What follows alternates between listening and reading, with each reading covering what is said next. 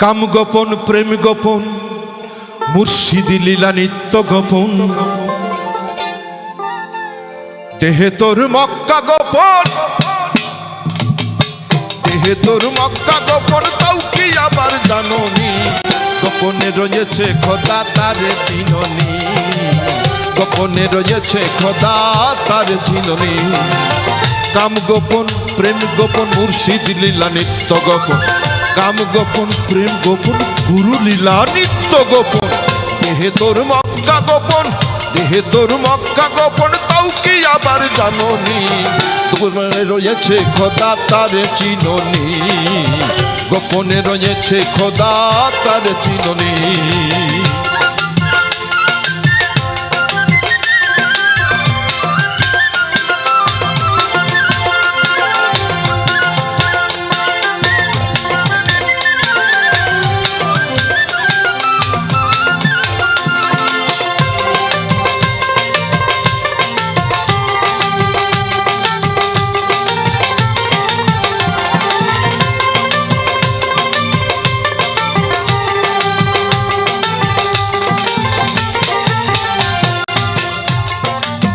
আদমে আহাদ গোপন